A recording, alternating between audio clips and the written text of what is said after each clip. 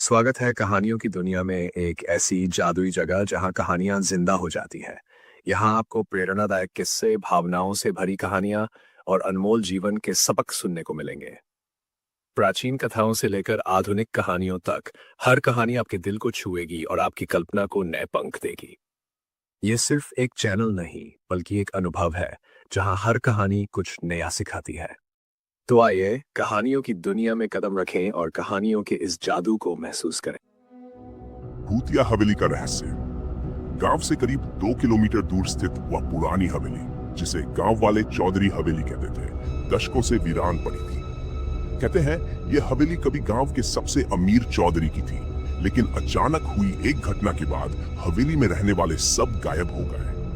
लोगों का मानना था कि वहां एक महिला की आत्मा भटकती है, जो रात के समय अपने दुख और गुस्से में चीखती है। गांव वालों ने कई बार अजीब घटनाएं देखी। रात में खिड़कियों का अपने आप खुलना, रोशनी का अचानक जलना और बुझना, और हवा में किसी के चलने की आवाजें। लेकिन ये सब बातें 3 दोस्तों रोहित, समीर और विकास को सिर्फ एक कहानी लगती थी।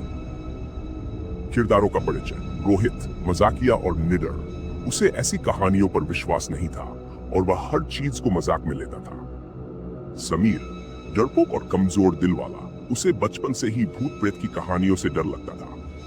विकास साहसी और तर्कशील, वह वैज्ञानिक दृष्टिकोण रखता था और चीजों को तर्क से समझने की कोशिश करता था। मदन हवेली का चौकीदार, वह बूढ़ा व्यक्ति था जो हवेली के आसपास लोगों को रोकने का काम करता था। पाय महिला की आत्मा, वह दर्द और बदले की भावना से भरी हुई आत्मा थी। शुरुआत गांव के बाहर की चर्चा। उस दिन अमावस्या की रात थी। रोहित, समीर और विकास गांव के एक चाय के ठेले पर बैठे थे। यार, ये चौधरी हवेली की कहानी मुझे बिल्कुल बकवास लगती है।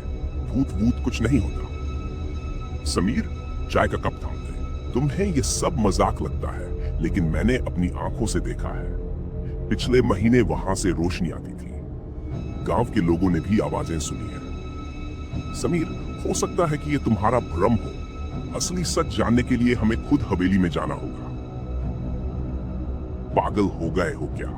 मैं उस हवेली के पास भी नहीं जाना चाहता।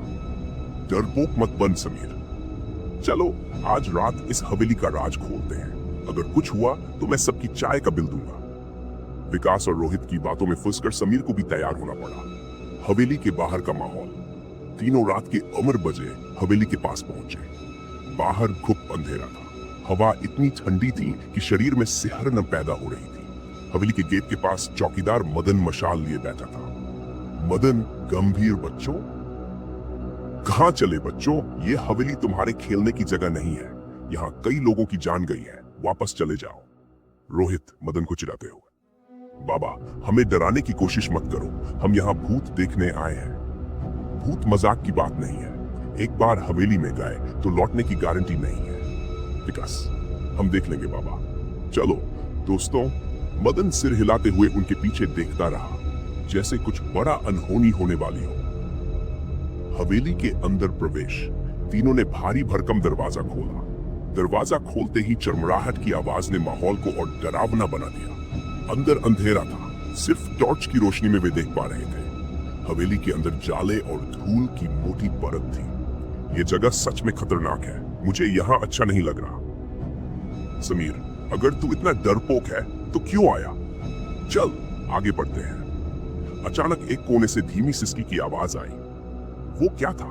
मुझे लगा किसी ने रोने की आवाज की। विकास, शायद हवा की आवाज होगी। चलो देखते हैं। आवाज उन्हें हवेली के सबसे पुराने हिस्से में ले गई। वहां एक चूल्हा था जो अपने आप हिल रहा था। रहस्यमयी महिला की झलक। चूल्हे पर एक धुंधली परछाई नजर आई। महिला का चेहरा धुंधला था, लेकिन उसकी आंखें लाल थीं। क्यों आए हो यहाँ? क्या तुम्हें अपनी जान प्यारी नहीं? तुम कौन हो और यहाँ क्यों फंसी हो? महिला की परछाई अचानक गायब हो गई। कमरे की दीवारों पर खून के निशान उभरने लगे। चलो यहाँ से, मुझे डर लग रहा है। ये सब क्या हो रहा है? क्या ये किसी की चाल है? अचानक एक बड़ा आईना दीवार से बाहर निकल आया। उसमें तीनों दोस्तों की परछाई दिखी, लेकिन उनके चेहरे नहीं थे। तहखाने का खुलासा। भागते भागते वे तहखाने में पहुंचे। वहां एक बड़ा संदूक रखा था। संदूक खोलने पर उन्हें एक पुराना खत मिला। खत में लिखा था, मैं इस हवेली की मालकिन हूं।